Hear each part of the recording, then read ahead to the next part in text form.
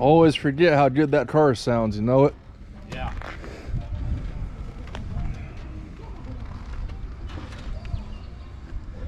Sounds awesome. Sounds fantastic. All right. We'll do the walk around of the car here. 1970 Mustang Mach 1. We did the ride earlier in car, and we're just now getting around to doing the outside filming of the car. This is the way that Rob had the car. He pretty much bought it this way, right? He bought it this way. The way it looks, at least. Yes. It's got some pretty nice upgrades done to it. Chip knows more about the upgrades. What's been done upgrade-wise, suspension and brakes and whatnot, Chip? Brakes are, I don't think have been upgraded. They're still factory, but the front suspension does have coilover shocks, tubular upper and lower control arms on it, and a rack and pinion steering on it. It was a pretty smooth ride when we actually took it out and drove it that day. I mean, the new owner is going to change the wheels and stuff on it, and that's you can do that. It's his car, but I wanted to capture it as it is when Robbie had it before he changed everything up.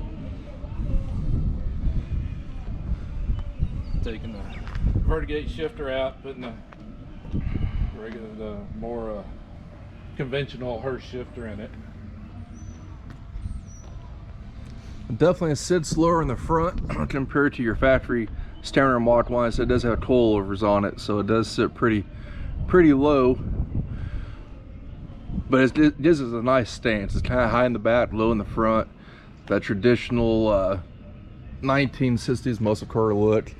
I guess the only thing I've been different is, I know back in the day, at least my pops said back in the day, everybody put wider tires out the back here with the air shots and raised up the back ends. So that's a pretty common feature back then. He was going for the retro 80s look. Retro 80s look. When he was in high school. So he does have wood grain here. Wood grain on the dash.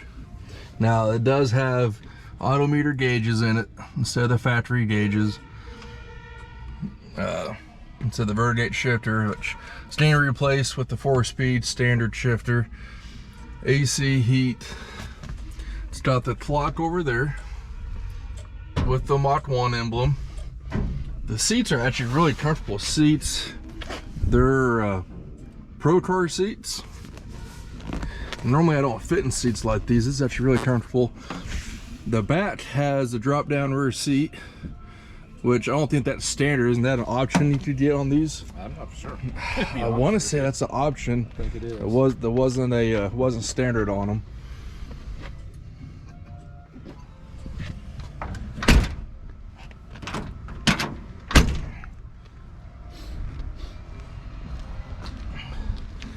Engine's pretty built. It's I know that day Chip and I took it out, it 0 to 80, 85 in that one video pretty quickly. So horsepower wise, I don't know.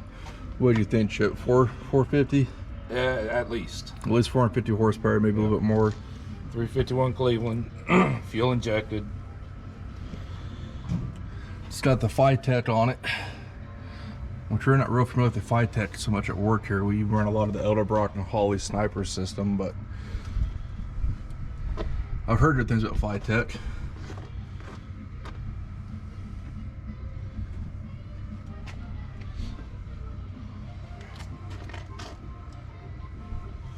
And he owned the car, what, 2 years? Honestly, I'm not sure how long he's had it. At least 2 years. He's when he got sick again, he wanted to drive it, so he had it had his buddies ship it from, or bring it to him from Maryland, and got it down here, and him and friends put the motor in it, put the AC in it, rewired it, and got it driving. He got to drive it at least a dozen to maybe 20 times before he passed away. But And the way I met Rob was actually through Chip. Rob actually came to the shop one day, and the way I actually met Rob, how I actually met him was he was needing some. He's asking me questions about his car. We were looking for a fan shroud and whatnot that'll work with what he had. We went out, did some measurements, got him his fan shroud and the radiator and whatnot, and then got all put on. That's how I met Rob, and then we just built a friendship from there. Then he came by the shop multiple times after that just to hang out and chit chat. Just a huge car enthusiast that loved everything about cars and liked to go fast.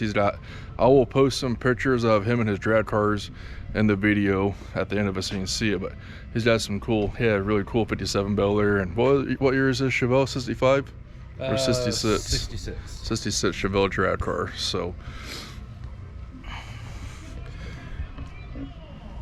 one thing that's unique with the Mustangs, and even the Chargers have them too, these will light up when you go left or right. So turn signals in the hood is kind of neat. Is Dennis going to put the Mach 1 hood on this? Do you know the conversion kit? I don't know. He's talking about cutting a hole in this one, putting the shaker hood scoop on it. Is he? But I'm not sure what he's going to do. I mean, I guess you can do it. Yeah. Somebody's been doing some burnouts.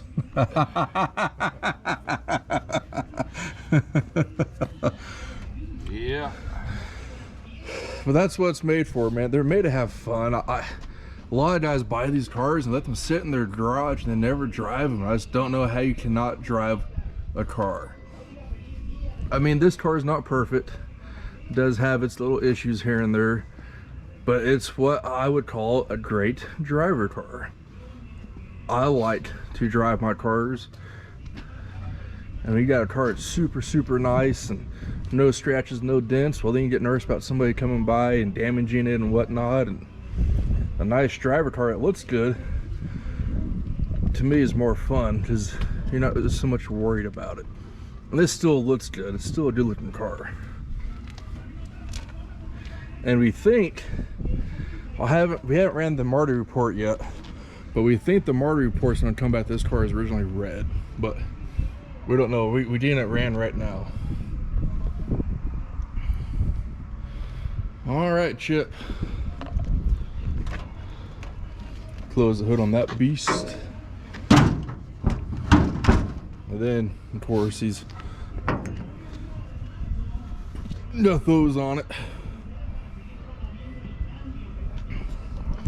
But yeah, this body style has always been desirable, especially after the John Wick movie came out. The price of these went through the roof just because of a movie in Hollywood, which made sense because the 67 Mustang Fastback and the 68's gone through the roof because of the movie Gone in 60 Seconds. So it's funny how Hollywood can play a role in making a car rise in value. Well, that's it for today, guys. I just want to do a quick video, walk around the car before the wheels got changed. Like I said, the owners put it on